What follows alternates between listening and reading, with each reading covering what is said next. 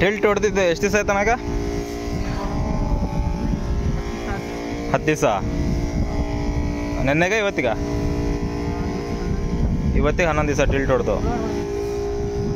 Okay, ಶುಕ್ರವಾರ, ಮಂಗಳವಾರ, ಇವತ್ತು ಬುಧವಾರ, ಗುರುವಾರ, ಇವತ್ತು 10 ದಿವಸ. ಕರೆಕ್ಟ್ 10 ದಿವಸ ಆಗೈತಲ್ಲ ಟಿಲ್ಟ್ ಹೊಡೆದ್ಮೇಲೆ. ಇವಾಗ ಮೆರಿವೋನು ಮತ್ತು ಟಾಟಾ ಸರ್ಪ್ಲಸ್ಸು, ಹಾಗೆ ಅದ್ರ ಜೊತೆಗೆ ಇನ್ನೊಂದು 13-0-45 ಸ್ಪ್ರೇ ಮಾಡ್ತಾಯಿದ್ದೀವಿ. ಇವ್ರು ನಮ್ಮ ಮಾವಾರ್ದು ಹೊಲದಲ್ಲಿ ನೋಡ್ತಾ ಇರ್ಬೋದು. ಈಗ ನೀವು ಕ್ಲೀನಾಗಿ ನೋಡ್ಕೊಳ್ರಿ, ಇದು ಏನಿದೆ ಈ ಥರ ಇರೋ ಕಂಡೀಷನ್ನು, ಏನು ಚೇಂಜಸ್ ಆಗುತ್ತೆ ಅಂತಂದು. ಟಿಲ್ಟು ಮತ್ತು ಅದ್ರ ಜೊತೆಗೆ ಅವರು ಟಿಲ್ಟ್ ಜೊತೆಗೆ ಮತ್ತೇನು ಹಾಕಿದ್ರಿ ಗೊತ್ತಿಲ್ವಾ? ಓಕೆ, ಇವರು ಅದೇ ಈಗ ಲಾಸ್ಟ್ ಟೈಮ್ ಏನು ಹೊಡೆದಿದ್ದೀವಿ ಅನ್ನೋದು ಇವರು ನೆನ್ಪಿಟ್ಕೊಂಡಿರಲ್ಲ, ಇದೇ ರಾಂಗ್ ಆಗ್ತಾ ಇರೋದು.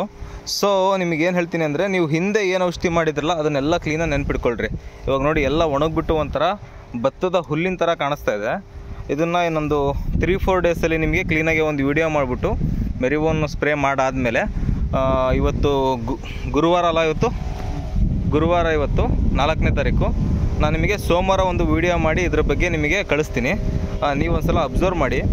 ಆ್ಯಕ್ಚುಲಿ ನೀವು ಈ ಥರ ಆದಮೇಲೆ ಹೊಡೆಯೋದಕ್ಕಿಂತ ಪ್ರಿವೆಂಟಿವ್ ಆಗಿ ಮೊದಲೇ ಹೊಡಿಬೇಕು. ಇಫ್ ಇನ್ ಕೇಸ್ ನಿಮ್ಮ ಹೊಲ ಹಸಿರಾಗೇ ಇದ್ದರೂ ಕೂಡ ಇವಾಗ ಒಂದು ಸಲ ಸ್ಪ್ರೇಗಳನ್ನು ಗ್ರೂಪ್ ವೈಸ್ ಚೆಕ್ ಮಾಡ್ಕೊಂಬಿಟ್ಟು ಎವ್ರಿ 15 ಡೇಸ್ ಒಂದು ಸಲ ಕೊಟ್ಬಿಡಿ ಚೆನ್ನಾಗಿದ್ದಾಗ. ಇದರಿಂದ ನಿಮಗೆ ಏನೂ ಫಾಲ್ಟ್ ಅಂತ ಏನಿಲ್ಲ, ಬಟ್ ಇಳುವರಿ ಕಡಿಮೆ ಬರುತ್ತೆ. ಮರಿಗಳೆಲ್ಲ ಬರ್ತಾ ಇರ್ತವೆ, ಎಲ್ಲದೂ ಇರುತ್ತೆ, ಬಟ್ ಗ್ರೀನಿಶ್ ಆಗಿರೋದಿಲ್ಲ. ಸೊ ಅದನ್ನು ನಾವು ಔಷಧಿ ಸ್ಪ್ರೇ ಏನು ಕೊಡದೇ ಇದ್ರೆ ಏನಾಗುತ್ತೆ, ಎಲ್ಲ ಒಣಗಿಬಿಟ್ಟು ಕೆಳಗೆ ಬೀಳ್ತವೆ. ಈಗ ನೋಡ್ತಾ ಇರೋದು ಮೇಲ್ಗಡೆ ಇರೋವೆಲ್ಲ ಕಾಯಿಲೆಗಿದೆ, ತುತ್ತಾಗಿದ್ದಾವೆ, ಬಟ್ ಹೊಸ್ತಾ ಬರ್ತಾ ಇರೋ ಮರಿಗಳು ಚೆನ್ನಾಗಿದ್ದಾವೆ. ಟಿಲ್ಟು ಸ್ವಲ್ಪ ವರ್ಕ್ ಮಾಡಿದೆ, ಬಟ್ ಮೆರಿವೋನ್ ಯಾವ ಥರ ನಿಮಗೆ ವರ್ಕ್ ಆಗುತ್ತೆ ಅನ್ನೋದು ಕೂಡ ನಿಮಗೊಂದು ವಿಡಿಯೋ ಮಾಡಿ ಹಾಕ್ತೀನಿ. ಓಕೆ, ಇದು ನೆಲವಾಗ್ಲಲ್ಲಿ ನಮ್ಮ ಮಾವರದ್ದು ಹೊಲ ಇದು. ನೀವು ಆಲ್ರೆಡಿ ಹಿಂದೆಗಡೆನೂ ಸಹ ಇದ್ರದ್ದು ಒಂದು ವಿಡಿಯೋ ಮಾಡಿ ಹಾಕಿದ್ದೆ ನಾನು ಟಿಲ್ಟ್ ಹೊಡೆಯೋದಕ್ಕಿಂತ ಮುಂಚೆ. ಅಂಥ ಏನು ಚೇಂಜಸ್ ಕಂಡಿಲ್ಲ ನಮಗೆ. ಸೊ ನಾವು ಯಾವುದೇ ಒಂದು ಬ್ರ್ಯಾಂಡನ್ನು ಪ್ರಮೋಟ್ ಆಗಲಿ ಅಥವಾ ಅದು ಸರಿ ಇಲ್ಲ ಅಂತ ಹೇಳ್ತಾ ಇಲ್ಲ. ನಾವು ಯಾವ ಔಷಧಿನ ಯಾವ ಗುಂಪನ್ನು ಸೆಲೆಕ್ಟ್ ಮಾಡಿ ಹೊಡಿಬೇಕು ಅನ್ನೋದ್ರ ಬಗ್ಗೆ ನಿಮಗೆ ಕಾಳಜಿಯಿಂದ ಹೇಳ್ತಾ ಇರೋದು, ತಿಳುವಳಿಕೆ ಬರಲಿ ಅಂತಂದು. ಸೊ ಸ್ವಲ್ಪ ನೋಡ್ಕೊಂಬಿಟ್ಟು ಯಾವ ಔಷಧಿನ ಯಾವಾಗ ಹೊಡಿಬೇಕು ಅನ್ನೋದ್ರ ಕಡೆ